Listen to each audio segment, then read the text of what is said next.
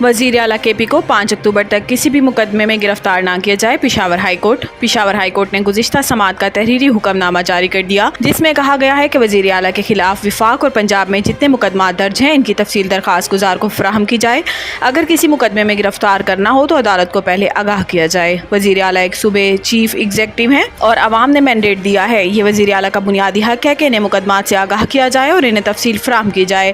آئین کے آرٹیکل 10 بھی یہ کہتا ہے کہ کسی شہری کے خلاف درج مقدمات سے انہیں پہلے آگاہ کرنا ہوگا۔ حکم نامے میں مزید کہا گیا ہے کہ درخواست گزار کا وفاق اور پنجاب میں سیاسی حریف کی حکومت ہے، وہ ایک منصوبے کا نمائندہ ہے اور مقدمات میں مفرور نہیں ہو سکتا۔ حکم نامے کی کاپیاں اسلام آباد اور لاہور ہائی کورٹ کے رجسٹرار کو ارسال کی جائیں۔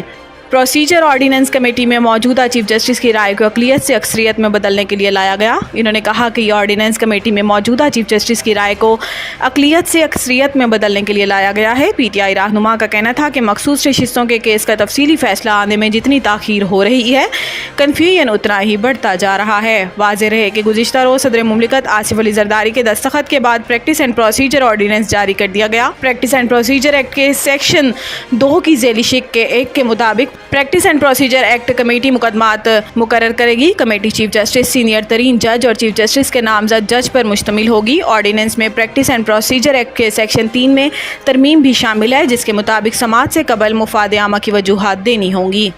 اسرائیل اور بھارت کی انسانی حقوق کی سنگین خلاف ورزیاں عالمی امن کے لیے خطرہ ہیں۔ صدر پاکستان عالمی یوم امن کے موقع پر اپنے پیغام میں صدر مملکت آصف علی زرداری نے کہا کہ آج دنیا کو مختلف علاقوں میں جغرافیائی سیاسی کشیدگی اور تنازعات کا سامنا ہے۔ تنازعات عالمی امن کو خطرہ میں ڈال رہے ہیں۔ ہم سب کو اقوام عالم کے مابین امن، رواداری اور بقائے باہمی کے کلچر کو فروغ دینا ہے۔ ان کا کہنا تھا کہ اسرائیل نے فلسطین میں دہشت گردی کا بازار گرم کر رکھا ہے۔ اسرائیل ہزاروں لوگوں کے غزہ میں قتل عام سے فلسطینیوں کی نسل کشی کر رہا ہے، جبکہ مودی حکومت مقبوضہ جموں کشمیر میں سنگین انسانی حقوق کی خلاف ورزیاں کر رہی ہے۔ مودی حکومت بھارت میں مسلمانوں اور دیگر اقلیتوں کو ظلم و ستم کا نشانہ بنا رہی ہے۔ بھارت مسلمانوں کے بنیادی حقوق سلب کر رہا ہے۔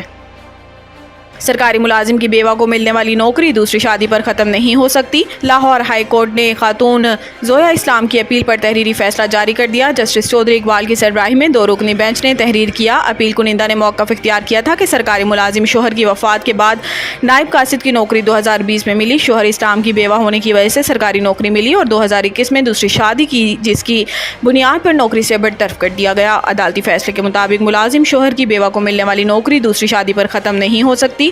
شوہر کی وفات کے بعد بیوہ کو دوسری شادی پر سرکاری نوکری سے برطرف نہیں کیا جائے گا، کیونکہ بیوہ شادی کر سکتی ہے۔ ہمارے مذہب میں یہ ایک عورت کا بنیادی حق ہے۔ عدالتی فیصلے میں مزید کہا گیا ہے کہ بیوہ کو دوسری شادی کی بنیاد پر نوکری سے نکالنا شرعی قوانین کی خلاف ورزی ہے۔ جس قانون کی بنیاد پر بیوہ کو نوکری سے نکالا گیا، اس پر سپریم کورٹ کا فیصلہ آ چکا ہے۔